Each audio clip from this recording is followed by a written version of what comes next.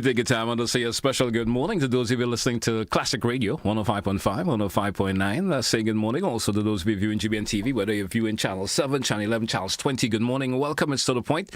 I'm your host, GT. Let me say good morning to those of you via social media platforms, also Facebook page, YouTube channels. Good morning and welcome. It's the Thursday edition of To The Point, and of course, on Thursdays, you know, we host various departments within the RGPF. Today, we have, of course, a shared program this morning together with the Ministry of Education. So let me say good morning, of course, to you would just give me the name, Mr. Gilbert. We could work it out? Yes, yeah. We could work it out. And we have, of course, Woman Inspector Dumont with us this morning. Yes. I can recommend that. Let me say good morning to both of you and welcome to The Point. How's everybody doing this morning? Good morning. We're good, and of course, it's thanks to you, and of course, we're happy to be in the studio this morning to be able to share with the general public. All right. And same as me, I'm happy to be here to share the information that is affecting our society with youth, especially in the Tantin area, which we will be speaking about in a short minute. Okay. Of course, you preempted my way of introducing us this morning anyway, but we focusing a whole lot on tackling youth delinquency, especially in the Tantin area. It's been a subject of conversation for the last couple of weeks. We've been hearing a lot. We've been seeing social media posting and so forth of the behavior of youngsters, in that particular area with different behavior and patterns that maybe is not the norms we may see or expect of youngsters behaving in that way. Let's start on the conversation this morning. The concerns that of course, both the Ministry of Education and, of course, the Central Police Station is having in terms of what we've been seeing taking place in the town. Anyone want to kick that conversation off? Let's start with the concerns first and foremost. Concerns that is in that particular area there. Yes, of course, the concern has been for the past few years, actually. The Tantin area has been serviced by a number of schools, a number of secondary schools. We have a GBSS, we have the Anglican High School, we have the JW Fletcher, and of course we have the TAMCC. And so there is naturally a large concentration of young people that gather within the Tantin area before school, but mainly after school to catch the bus as we would like them to catch the bus. Having that congregation of young persons obviously would naturally lead to a number of challenges. Loitering has been one of the major concerns there. But in recent times, we have seen an increase in gambling and other illegal activities, especially by the Tantin Court area. The schools in the district have expressed their concerns, and we see that there is a lot of social media presence. We notice that there are a lot of fights and so on taking place that seem to be glorified and posted on the social media. Yeah. And so that is a concern to us. We recognize the challenges in dealing with these issues. And so we are trying, with the partnership of the RGPF, to ensure that there is some level of activity that is taking place to deter persons from loitering in the area, but also to ensure that people can get home safe after school, and that the students can traverse the area free of any incidents that may occur. So we are concerned about the loitering, we are concerned about the illegal activities, the gambling, marijuana use and sale as well as part of the major issues. We noticed that there have been some fights in the area, and we are trying our very best to ensure that we have a reduction in these activities that take place in Tantin. Okay. If we could continue on that line, conversations I'm assuming you've been having with the various schools in that particular vicinities, from the principals and so forth. What has been the conversation been like in terms of having a curve in these situations that is taking place, or issues per se? Yeah, well, with engagement with these principals, they are challenged, and they are challenged because schools on afternoon, there isn't as much activity after school as we probably would have had in the past, where students would be engaged in activities such as scouts or cadets or Girls Guide and these kind of activities. Though we have the establishment of these groups in all of the schools in this area in Tantin, but what you find is that the students are more inclined to leave the school, to lime, to loiter, to select buses. This is another concern. While there are a number of buses that traverse the area, they would probably wait for the buses with the loud music or the modern day type kind of music, and so they select the buses. And then you have a large concentration of young people there, and that in itself leads to these incidents. In fact, in one of the schools in the area, a lot of activities that takes place within the school that spills out into the community. And so you would find that leads to a lot of the fights that takes place. The challenge of these schools, and I say the challenge because while these schools are not, don't want to refer them to as high-risk schools, but they are serviced by high-risk communities. Okay. High-risk communities mean that these communities have higher prevalence of exposure to drugs, to crime, and so on. And if you look at the pool of students that traverse this area, a lot of them come from these communities south of the island where there are quite a few challenges, social challenges. And so even activities within the communities find itself in the school. And, like it or not, we have the prevalence of what we refer to as school-based gangs, which are linked to seemingly gangs within the communities. And that in itself also is reflected in the school environment. And so school management grapple with the challenges of having to deal with all of these issues that are non-academic issues that is affecting the operation of school. And so we have a situation where there are a number of fights on compounds. We are very thankful that we have been able to have securities placed at the schools, and so there is a stop and search upon entry into most of the schools. But that in itself also is not solving the problem in its entirety, though we have been able to have the confiscation of a lot of weapons and so on that would not eventually get into the school compound. But, the young boys, they still find ways to hide those instruments all over the school in terms of the exterior of the school. And so that in itself is also posing a challenge. So schools have been trying to implement measures that they believe would help to address the challenges. But we are still limited, and obviously would still need the assistance of the RGPF and the general public to be able to assist in dealing with the challenges. Okay, great. Let's go to the RGPF. Of course, once again, Inspector, of course, Dumont with you.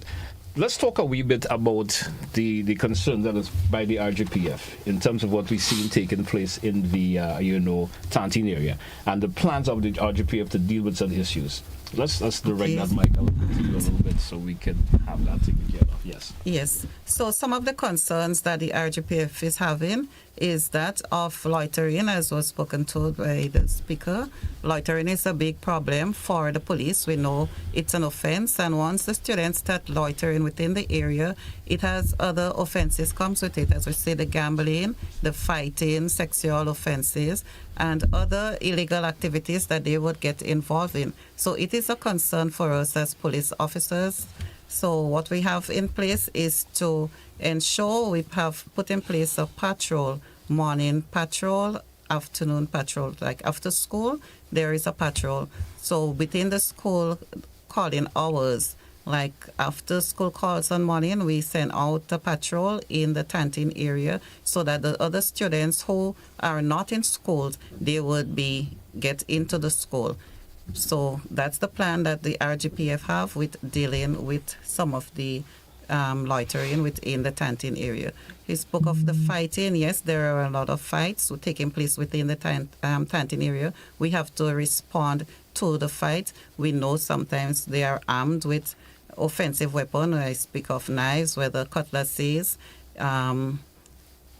screwdrivers, just name the type of offenses. And we know those offenses, when it's fight, persons get injured, even it can cost another person their life. So we have to be very particular with the students who are armed with weapons. We have the RRU within the school compound. Sometimes on maybe twice a week, they will go in, partner with the school to carry out searches for the weapons. As we say, sometimes they don't always have it at the schools. They might hide it away from the school within the vicinities, the areas. So then when it has fight, they get the weapons. Other students from other schools might be holding the weapons for them. So it have persons even linked with them in the communities who are not at school, and they are linked with the students in order to commit some of the offenses. So we have put in place a daily patrol to help curb the situations. We even go into the schools to do lectures, speaking to the students with regards to the offensive weapons.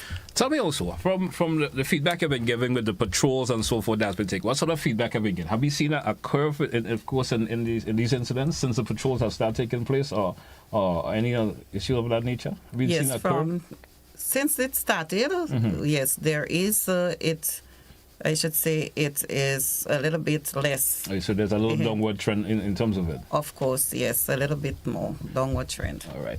And now, what's the continued practical approach, I should say, towards this from the RGPF? What will we be continuing to see the RGPF doing in relation to this? Because, Okay. we don't want a one-off situation. You understand? And, well, I've noticed the police don't come around again after a month or two. So, they, the whole situation will start escalating again. Is this going to be an ongoing situation from now on, just to get that continue cut out of that incidents of that nature? Yes, it will be continuous. It will not stop. It would continue. And we're also looking to partner with the Ministry of Education and the schools. So some of the children, some of them can be singled out. It's like repetitions of the same set of students who are involved in certain activities, offenses. So we are putting in plan a program where would we able to work with those students, get them involved in activities. As the previous speaker was saying, there are not much extracurricular activities at school for them to get involved in. So the police now is looking at programs together with the Ministry of Education and the schools so we can have the children involved in responsibility. We know at the primary schools there are the police school club, and with those children now who are in the secondary school, there would be a different program to run with them. Now, for the students that we have noticed that is a bit problematic, and help is a key word here. What has been done from the ministry point of view and also from the RGPF point of view? What has been done to offer assistance? Especially, I know there must be a couple of these students that are identified as being problematic. What is this, that help that has been offered? And in a way that can help these individuals with the problems that are occurring? Well, in every school that you go, not only the schools in the Tantin area, but throughout the entire secondary school system, you have what I call some students who are repeat offenders. Repeat offenders for school violation of school rules. And in some instances, they even violate national laws. And then you have a number of them who end up before the juvenile justice system. And so within the schools, the ministry has implemented a support system for the provision of counseling assistance. And the counseling department provides that kind of psychological support to the students who are in need of that kind of intervention. But of course, not only the counseling may be able to help the situation, because we also have to get the families involved, get the homes involved.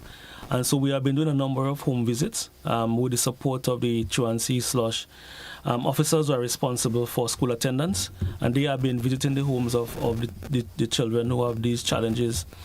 We have been working along with a lot of families, trying to implement activities that would support the families and to support the children. We do appreciate that there are some single-parent families that even make it very difficult for parents to be able to manage the behaviors at home. We have some schools where they have other activities set aside that would support the students while they are at school. And in the Tantin area, for example, the J.W. Fletcher had launched a project sometime last year that provides assistance for these children who have that challenges with the support of the Catholic Church. And we see a number of interventions in other schools that would help to support the children. What it provides them with some level of counseling, behavior modification activities. Even at the ministry level, we are going to be launching very soon another behavior modification project with one of our local consultants to be able to assist the students who have repeat offenses or students who have been on consecutive suspensions or always suspended from school for various reasons. Violation of school rules, and that would include things like fighting on the school compound or maybe having the same weapons that was spoken about earlier, or even drug use or even total disrespect or disregard to school management. We have some students who are just not going into classes. They might be on the school facility, but they're just not going into classes. We have some students who are coming to school very late, and we have students who are being suspended as a result. So there's a wide range of activities that we have to think about when we're thinking about catering for these students. And some schools have been doing better than others, I must say, in terms of implementing activities. But we are working along with all of the schools to provide counseling, especially for the students who are greater in need, because there are a number of challenges that these students are facing. And we have students who would have been in the juvenile justice system who have matters before juvenile court. We have students who would have gone to Bacalet Rehabilitation Center, who obviously also have to be reintegrated into mainstream school.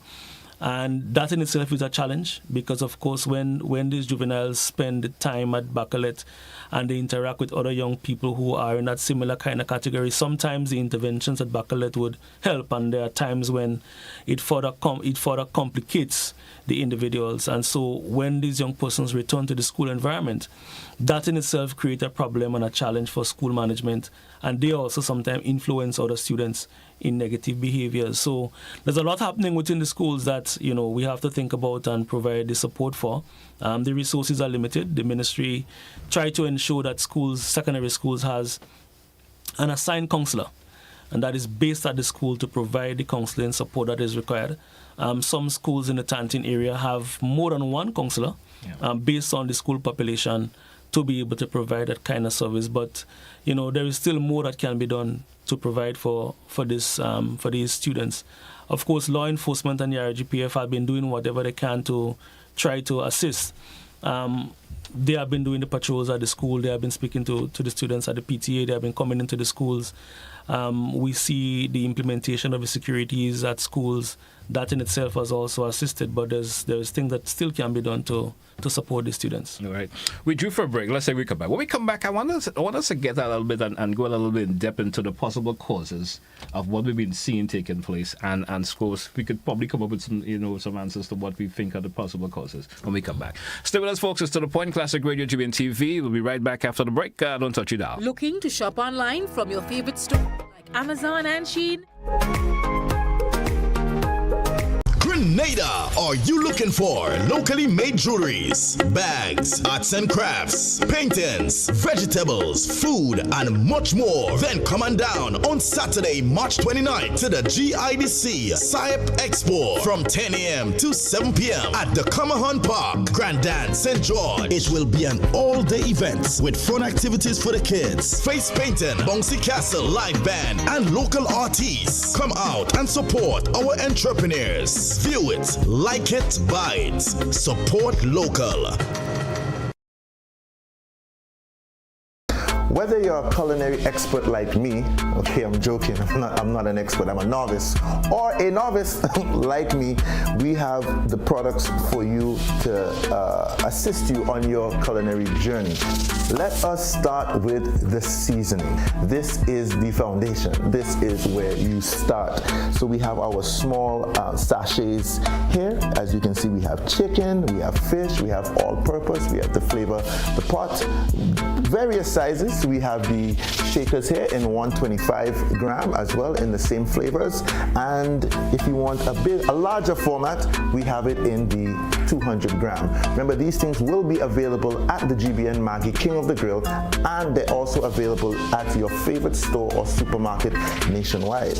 Get ready, Grenada. The Maggie King of the Grill is back and bigger than ever. On Saturday, June 7th, Monroe's playing field transforms into the ultimate battleground for grill masters. Think you got what it takes? Then fire up those grills and show your skills. Registration closes Friday, April the 11th, so don't miss your chance to compete for that sizzling prize and bragging rights. It's food, fun, and flavor, all powered by Maggie. To register, call 407-8458. Maggie King of the Grill, where flavor rules. See you there.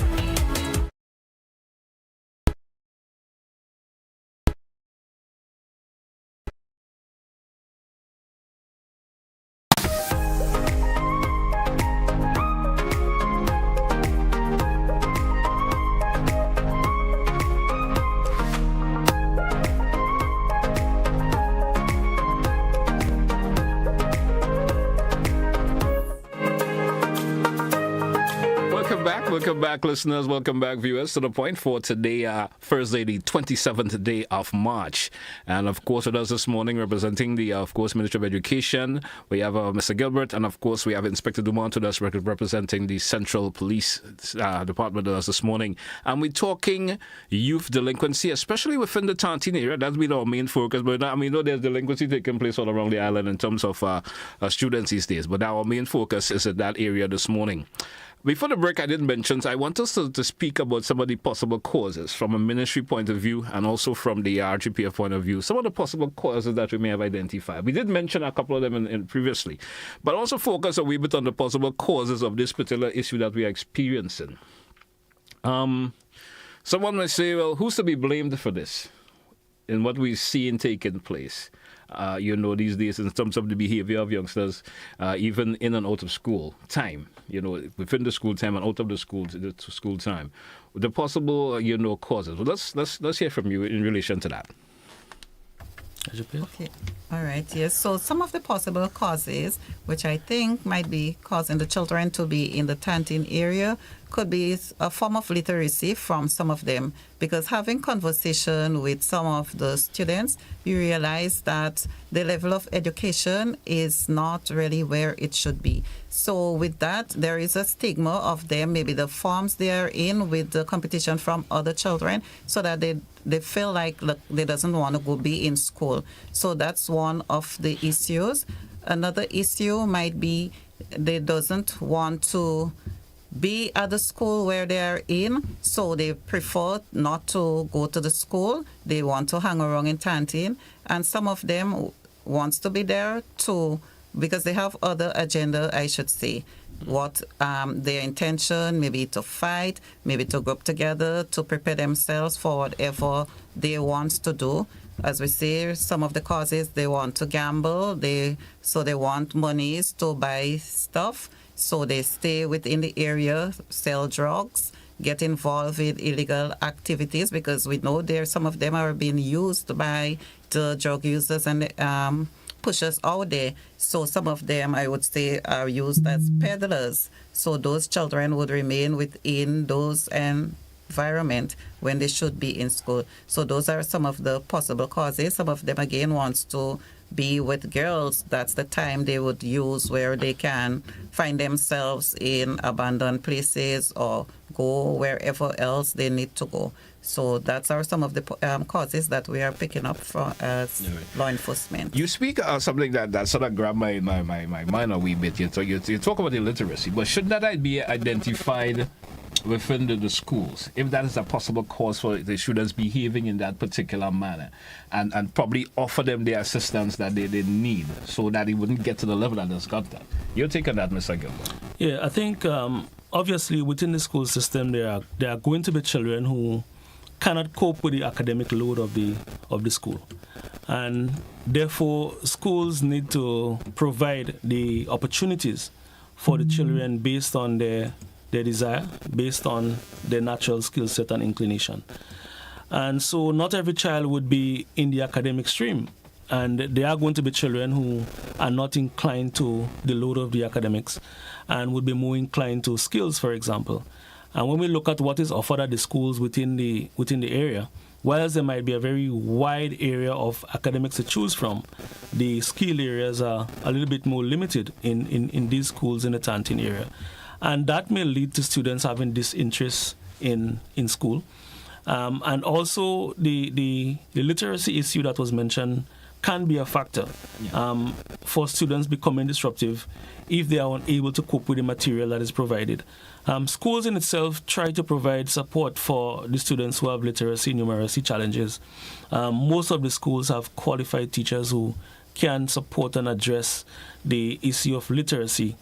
However, you would find that there are a large number of persons who have literacy challenges in comparison to the number of technical people who are available to support the children in the schools. And so you would have children who are going to be Form 1, Form 2, and are still struggling to catch up with the material that is before them. And of course, the ministry has always been trying to see how we can train our teachers to be able to facilitate and to be able to address these challenges. There is more that can be done. There is probably greater need for more literacy, numeracy specialists at the secondary school level, especially with Form 1, Form 2, recognizing that we have a policy of universal secondary education. And it's sad that a student would get to Form 1, Form 2 and not being able to read. Obviously, it meant that child should have been captured at an earlier stage within the school system. Yes. And that greater efforts has to be made to cater for these children much earlier at the primary level. We look at the impact of the COVID era and what that has done for the students who have been affected, been away from mainstream school and have lost that instructional time through the COVID. And then we obviously had the implementation of the e-learning devices, which took away from that one-on-one connection with the teacher that would be able to assist you at the primary level to be able to get the basic phonetical concepts and so on for reading. So yes, literacy has been a challenge. Ministry has been trying to see how we can facilitate that. The academic workload is also a challenge because now we have more students who are writing for CSEC 13, 14, 15 subjects that are available at the schools and that they are not mainstreamed into their own specific area of expertise. And so they may feel, this interest in school and prefer to be out of the schools, prefer to be out of the school environment. But another challenge that I think one of the causes of this loitering behavior is that there is a lack of structure. A lack of structure, meaning either at the school level or at the family level. Yeah. I mean, where students have responsibility, because I cannot see a student still after 5 in the afternoon lying in canteen. I'm saying this in comparison to what happened in the past, when, of course, our parents would have given us a time to get home. School finishes at 2:30, by 3 o'clock or 3:15, you should be home. And if you're 1 second after and if you're not home, then, you would stand the consequences. And so without that kind of family support and family structure, now, never mind, there are some parents who are trying their utmost. In fact, some parents who are working would leave home in the morning and ensure that all is in place for the child to get to school. But the parent leaves home before the child based on the parent work schedule, only to realize the child probably either never gone to school or came to school late and lime out the whole day. And then you as a parent know that you are doing what you can in the background to ensure the child has, very good education. But sometimes the children have their own way of navigating the space. And I believe, as I said some time ago, as parents, you have a responsibility to also check your children, check their bags, see what they're carrying, see what instruments are in the bag that is not of school use. Because children are carrying knives, ice picks, whatever, makeshift weapons that are going into the school, and so you need to also check. I believe I made the point sometime yesterday. We would have, through the Drug Control Secretariat, we would have had discussion with schools that would have confiscated items from students. And I remember I was having a case conference with a parent whose son came into school in a secondary school in St. George with a vaping device. Mm-hmm. And the parent was convinced that it was a sharpener. Again, based on its design, and the youngster told the mother it was a sharpener. It looked like a sharpener, but it was not. But even as parents, the parent didn't purchase a sharpener. Definitely did not. But even as parents, it calls for a certain level of vigilance on our part to make sure that we are on top of our students, not only the academic work, but to monitor the behavior, to look at physical signs on them. If you can tell when there are changes in their physical, to look at whether or not they are under the influence of substances, or whether it's smoking or alcoholic substances. So we need to look at our children, observe their patterns of behavior, whether they are sleeping much more than they're supposed to based on the time of the day. So you have to look at the children and to look at the signs, look at the friends that they associate with, and to also be able to talk to their friends and to talk to the parents of their friends to ensure that you're on top of what is happening. So it's quite dynamic. The causes are deeply rooted. Family has its role to play, parents have its role to play, school also, ministry has its role to play, society has a role to play, and everyone have to be able to support the children. There's once a time when we say that the community raises a child. The community don't raise a child anymore these days because everybody is in their own personal space. Yes. And you would see a child doing something and you don't dare open your mouth to say no, because you believe that if you do, you're going to end up in a conflict with the child or with the child's parent, and so sometimes you just walk away. So we have a responsibility to not turn a blind eye to some of the happenings in our communities and to support the children. My next level of the conversation I want us to get into, we hear a lot of conversation in reference to the parents. It's the blame. Sometimes it's thrown a lot at parents. Could we always throw that blame on the parents? I would say that I know there are other parents who are trying, as you mentioned, the utmost in terms of making sure you provide what your son and daughters needs, especially for school, the proper learning materials and so forth. They school them in ways of that they should be in terms of their behavior. So could we always blame what we see is happening on the parents totally? I don't really think so, not all the time. As we said, there might be times that the parents would get a blame, but the children themselves, as we say, there is peer pressure. So children go under their own stress. They have their differences, their everyday lives, dislikes. So sometimes it's not the parents per se, but that's the child, that's the individual who has their own thinking and goes about and do things their way. So they look at things sometimes on the Facebook, or as I say, other friends get involved and they themselves get involved and they do what they think it's right. But at the end of the day, as we know, parents have to face the consequences or get the blame, even though they might be trying and try to have them children in the right upbringing. I mean, I too encounter situations that suggest the parents have been doing their very best. Yeah. Children go through their own psychological issues, and they're not too young to have stress.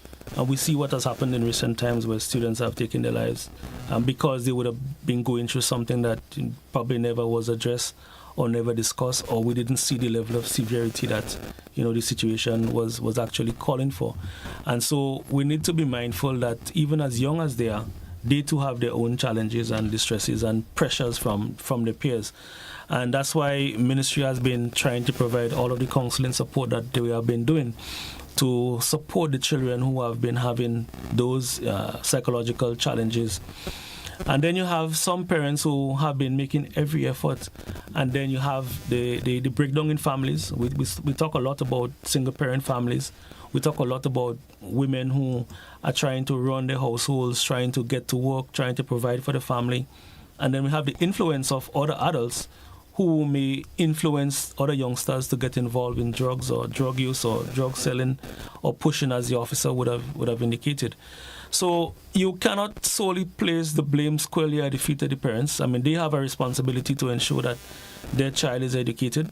But when children, for example, when children break the law, the parents sometimes have to take the responsibility of meeting the consequences because the child may still be a juvenile based on the law. And so you also have a responsibility as a parent to be held legally accountable for your child's action. And that's why parents have to try their utmost to ensure that they provide the support system for the children. But the child doesn't grow up in the bubble of the home alone. They're within the community, they're within society, and they are also influenced by what society perpetuates. And we look at the influence of the social media. We see that the social media has had significant impact on children, and the studies have been done to prove that. And we look at how the social media has been affecting our young children within the school. We see the TikTok, we see the Facebook, and how they are using these mediums to either glorify bad behavior. So a youngster fights with the police in St. George. We record it, he posts it on social media. When he comes back to school next day, he gets a hero's welcome because, he has done something magnificent in their eyes. And so they use these mediums to perpetuate the negative. And we have to find a way to turn this around to provide a mechanism where they can use the social media for their own personal growth and development. So while the social media has had its negative, there's also opportunity for us to use it in a way that we can benefit. We saw how COVID came and the teaching and learning continued because of the use of the electronic mediums as the Zoom and so on. And so we have to be able to find a way to use these electronic medium to assist the children. The same platforms that they would use to socialize. And some parents are not very au fait with those social platforms. And so you get left behind. And you don't know what's happening on the dark web with your children. They're online. They have their groups. They use their groups to bully other students. We saw a situation last school year where, certain groups are created on social media to bully other students, post negative, derogatory comments about other students. And so they have their way of interacting with the social media that as parents, sometimes you are left behind and you're not certain, that your child, for example, has a Facebook presence or your child is on Instagram. Somebody may tell you, because you yourself don't have an Instagram account or you don't manage the child's electronic device. And so they have that kind of way of just doing whatever they please on the social media because there is no accountability. Nobody holds them accountable for posting a picture or posting a video. And we often say to them that your digital footprint would stay with you for life. And so whatever you post on the social media, you need to be mindful of the impact or implications later on in your adult life. So it's a very complex situation that we have before us today, recognizing all of those avenues by which young people can express themselves, the seemingly freedom of expression that young people have. And if they feel that they have the right to express themselves however they choose. And I know, for us growing up, we could not express ourselves verbally. That is in the way that some students nowadays express how they feel, and they would express that to you openly. Times has changed a whole lot too. Yeah, times have changed a lot. We have these dynamics that confront us every day that we have to try to address. Another I want to get into is early intervention. How critical is that role of early intervention from all levels, from the home, the Ministry of Education, the schools itself, the police, the police. Early intervention. Yeah, early intervention is important because obviously if you can address the problem before it becomes compounded, then that would be better in terms of the effect and impact that it would have in the long term. And so it is important that as Ministry, RGPF and other stakeholders, when we identify these malpractices or misbehaviors, that we try to intervene as early as possible and not allow it to become chronic and normalized within the school system or within the society, so that the children know that if I do X immediately, that these are the consequences, and that the behavior would not be allowed to continue over a period of time and become very chronic, and then we cannot find the strategies to address the challenges because it has developed into something that is beyond our scope or beyond our reach. And so as ministry, school management, whenever we identify students who, for example, from my department, Student Support Services, if a child is going to be home and identified as missing from the register after 3 days, then we should be able to intervene and not wait until 15 days has passed or 10 days has passed, we haven't seen the child at school, and then try to make an intervention. By that time, there's a lot that can happen with the child being away from school. And so we need to have early intervention, and we recognize that child has been displaying some signs or symptoms that suggest that there is elements of psychological issues, depression, withdrawal. We need to have an intervention very early so that we don't let that get to a state where the child eventually believes that there is no one to turn to, commit suicide, etc. And so we need to provide that support as early as possible. And I'm sure with the RGPF intervention as well, before we can escalate into something that's very serious, that we need to have the intervention from the RGPF as early as possible. We see there are issues in schools, and students have lost their lives in schools, unfortunately, in Grenada. And that in itself suggests that we need to intervene as early as possible. Okay, great. When we recognize this. Anything you want to follow up on that, of course? Yes, I would say yes. The police do have early intervention, and especially with the liaison officers, we have them attached to the schools. So once those issues are being brought to the police attention, it is being looked into immediately with together with the principals, the form teachers, and extended to the parents. So sometimes you have the case conference, you have the mediation, and if you have to continue some work with that student or students, we do have that mediations and case conferencing run for some time. And we add in even maybe proactively having the school lectures informing them on different offenses, the aspects of the law, the rights, their do's, their don'ts, and raising the awareness educationally with the children. We're due for a break. Let's take when we come back. When we come back, we'll certainly invite our listeners and viewers, if you do have a question or two to ask my guest this morning, feel free to do so in the next segment. Stay with us. We'll be right back here on To The Point. Don't touch your dial. All around the world.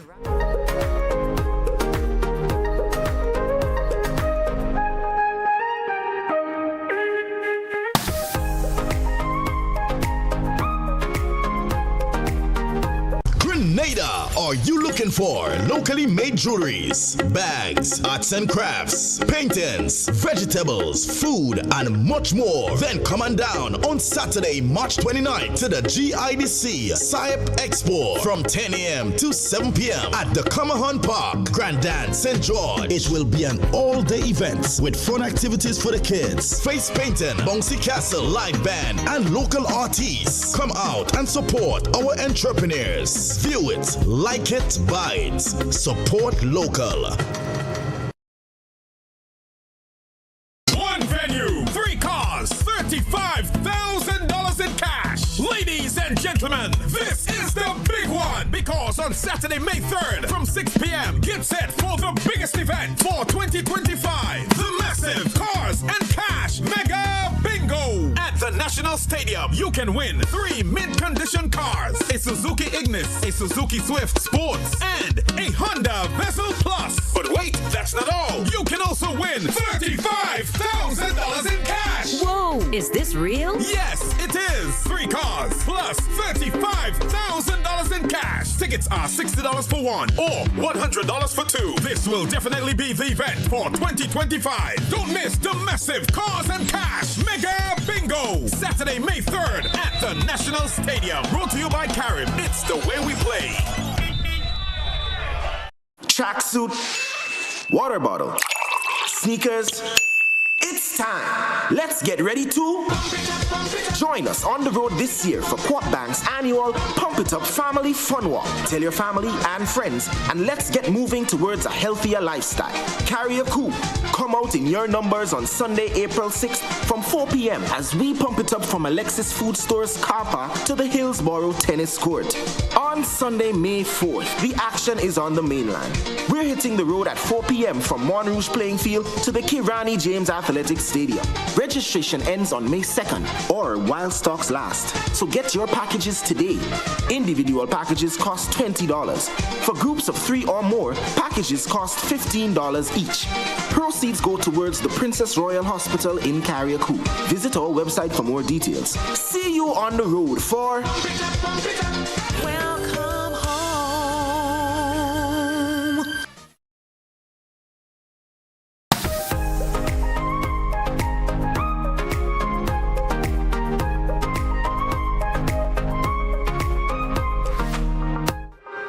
Welcome back, listeners. Welcome back, viewers. It's moving up to just around 12 minutes before the top of the hour, which means this segment we, of course, award our listeners and viewers the opportunity to call in and express your views, ask a question in terms of what we've been speaking about in terms of delinquents, in terms of students and so forth in schools. And feel free, I beg of you, to make your contribution as brief as possible. Let's go to the phone line. Caller, you're live. Good morning. Good morning. Good morning to you, sir. Go right ahead. Yes, sir. These two people who are speaking seem to be reasonable versed and knowledgeable in the skill. I'm asking you, do you ever encounter, most of what you are saying are true. Do you ever encounter policemen in your department or out throughout the island who are somewhat delinquent? In other words, they do not obey even the laws in the force. I know you obey because the way you speak, I have a little idea. Caller, we basically talking this morning in reference to students being delinquent, and we're not speaking in reference to how a police officer themselves behave. But this would. Yes, I but let's keep the conversation around that line and not have too much a diversion, please. Yes. Caller, let's move on. 435-2041, 435-2041. The lines are open. And, of course, let's try to keep the conversation in relation to what we're speaking about this morning and not much diversion, please. Let's go to the phone line and entertain another caller. Let me get this cleared up a wee bit. Caller, you're live. Good morning. Hi, good morning. Good morning to you. Can you tell me, is there a number to call for a parent who is experiencing this kind of disrespect and so from their children at an early age? Is there a number you could call? Yes, you can call the Ministry of Education. We have our contact 440-2737, and you can ask for someone within the Department of Student Support Services who would be able to provide assistance to you. Caller, I hope you got that number. 440-2737, or you can also do so through your school's principal. All right. Thank you once again. 435-2041, 435-2041. The lines are open. Let's go back to the phone line. Caller, you're live. Good morning. Caller, good morning. You're live. Says we lost that caller there. 435-2041, and our conversation this morning is basically based on tackling youth delinquency, and especially with the youngsters in various schools around the island. Let's keep a conversation on that level, please. Let's go back to the phone line. Caller, you're live. Good morning. Caller, good morning. You're live. I'm not sure what's... Hello, yeah. Good morning. Go right ahead, please. Something was going on. I just get connected. Morning. What I'm saying now, the officers, a lot of the things that he mentioned is too true. What had to happen is, okay, all of the things like you explain it to the juvenile facilities, we had all these things in the 60s and 70s where you're doing was Melrose, we used to call it, the Dodge. Okay, but one of the main things he spoke about, the parents. So the parents have a serious role to play, because I can give you an example of what is happening there right now. In the days of the 60s and 70s, what used to happen, children used to have to go home either to pick up limes, to change the sheep, to go and get wood for to cook, and to start to prepare for the next day. But all these things are changed. So what the parents have to do now is to get the children, because all of them have to leave early for morning. So what the parents have to do, give them chores so that when they leave school, they have to go back home. The chores now go back home, put the clothes in the machine, you wash the clothes, put the clothes to wash. Like the boys, okay, we have dogs, you go, you clean the dog house, the drains, do some cleaning around the house.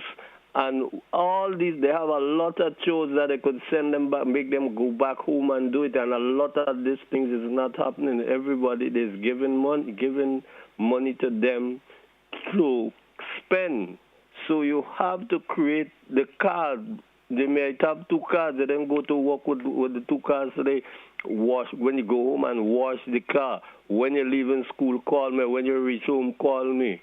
But they're giving the children too much freedom and saying, well, nothing long ago they had sheep and you had goat and you had tambourine, you had to go and pick tambourine. We're not in them kind of time now. Give them chores to do. And the younger people, we had respect policemen more.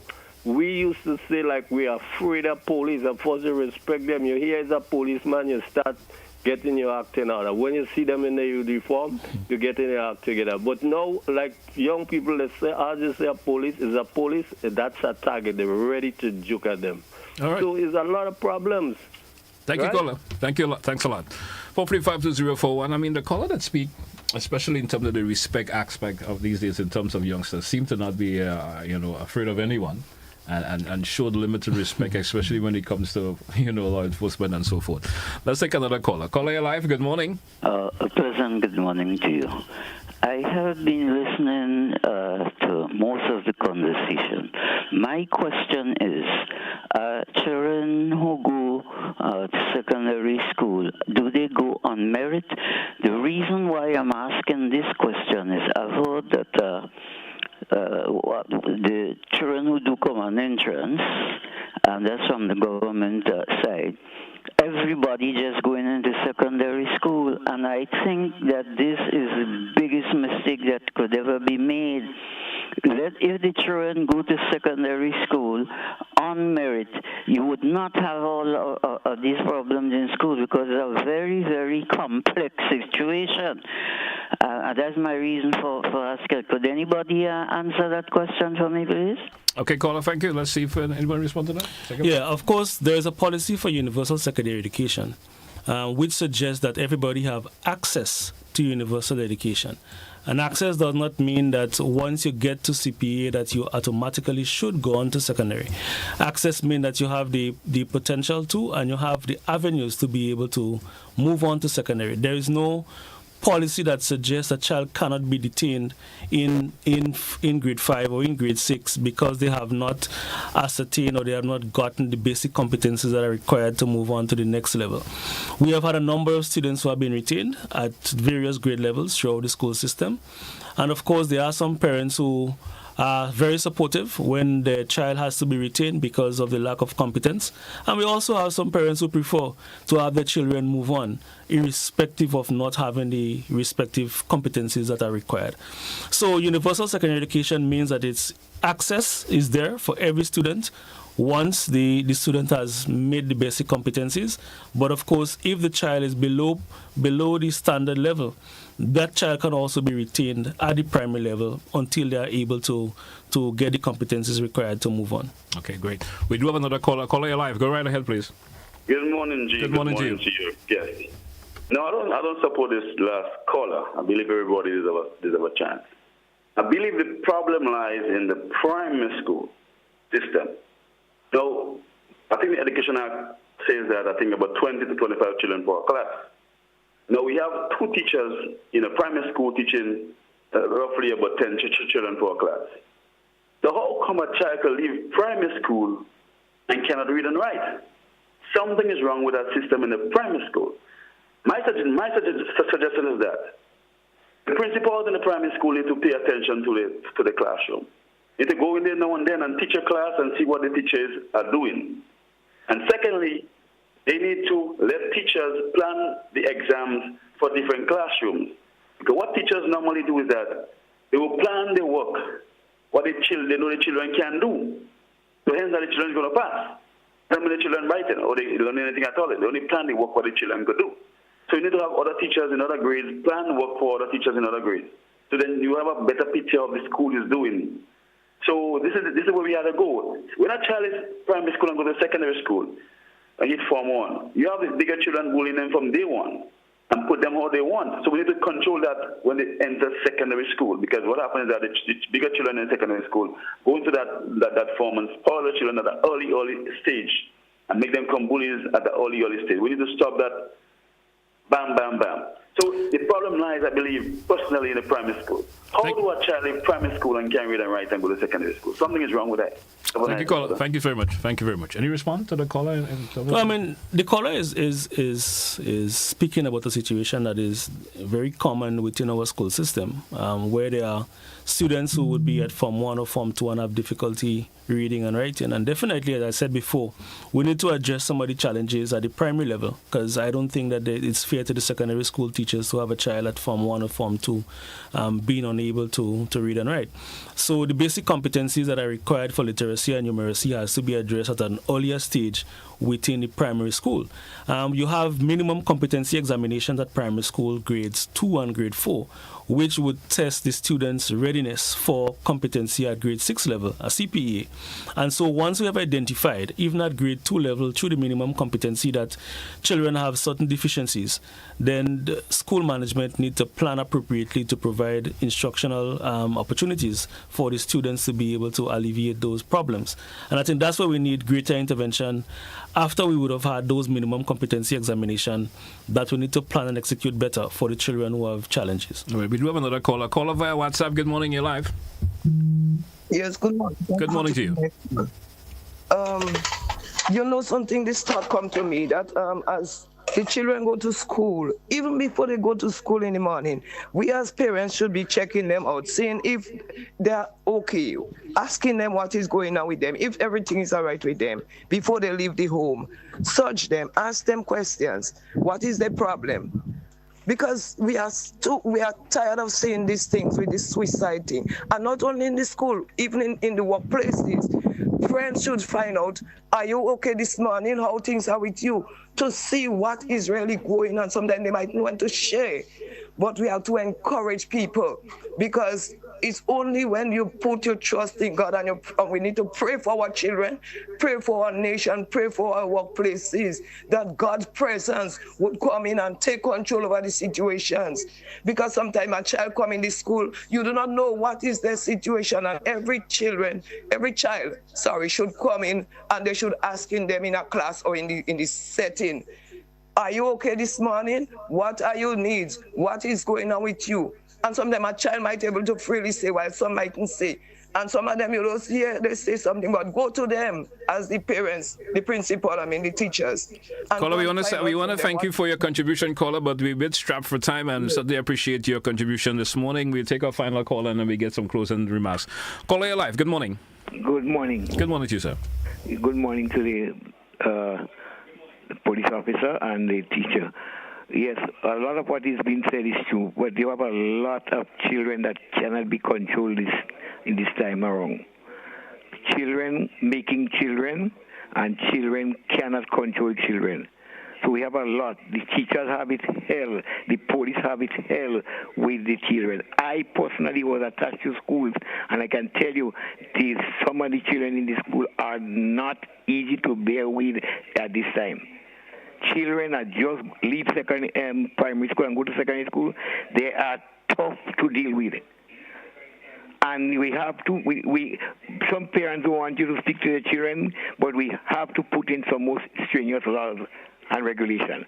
Otherwise, we cannot control it. We definitely cannot control it at the way some of the children are going. They are very deviant children in school now, and they cannot be controlled easy. It is a lot of work to be done. A lot of work. And believe me. Thank you, caller. Thank you a whole lot for your contribution this morning. You know what? One of my concerns, I wish I could have heard more from the callers, is offer solutions. I know a lot of them diverted from the real issues that we wanted to speak about this morning. I understand how trying to get to the level of the art in school is also important. But I wish, as being out there in society, there are individuals who could probably offer solutions. I don't know if you understand where I'm coming from. Yeah. And we didn't get much of that from the callers this morning, or question in relation to how they could also help being there as regular individual in society. And I wish we could have get the calls much more referring to that. Anything in closing this morning for you, Mr. Gilbert? Yeah, I think I want to close the point made by the caller before the last that spoke about doing the check. Just checking your child to see what the temperature is like. I'm not speaking about the how hot or how cold, but how are you doing? And I think a lot of the times, as parents, we talk to the children, but not with them. Yes. And it's important that we have an engagement and we see how they are doing, see the challenges that they are facing, because they too, as I said before, have a number of issues that they have to address. But we must work together. Teachers, the school system, ministry has its responsibility, school management, but also the police and other stakeholders obviously have to come on board to support the work that we do to ensure that our children are safe, that they are educated in a very safe environment, and that even the children who are well behaved have the opportunity as well to be in a school where they are safe. And so we want to encourage parents to do whatever they can. The school management will do the likewise. Ministry of Education has been doing what it can to ensure that the school environment provides opportunities for learning and that our students will be well-rounded when they come through our school system. All right. Inspector? Yes, I would like to close with having the support of the communities to get involved. As we say, it takes a community to raise a child. We want to get back into this. And to the parents, continue speaking to your children. We say, search their bags, ask them how is school, be involved with the teachers, find out if they have school, if they don't, because we know sometimes there are some of them on suspension and they are still going to school as though they're in school. Attend the PTAs, be involved in your child's life, and let's help them to become better citizens. Once again, I want to thank you both for being on the program this morning. A conversation like this needs to go really further than just on 1 hour conversation around this. There's much more we could expand on, of course, in terms of youngsters being delinquent today and the behavior we've seen from young people. It's a concern. And I know from the ministry point of view and also from the police point of view, it's a big concern. We don't want this to escalate to where our society turned out to be a society of lawlessness. It's not the kind of a society we want here in Grenada, because once it's not nipped in the bud early enough, we know what that can escalate to be. And I certainly hope we could have much more conversation in relation to this and get the community involved more. Because there are a lot of folks who knows and who sees what is going on, and sometimes they don't say anything at that early time, to help eliminate the process of going as far as it has gotten to. So thanks once again, and all the best. Yes, thanks for having us. Hey folks, that's where we take a wrap for this edition of To The Point. Join me again tomorrow for another edition. All the best for the rest of the day, folks. Goodbye.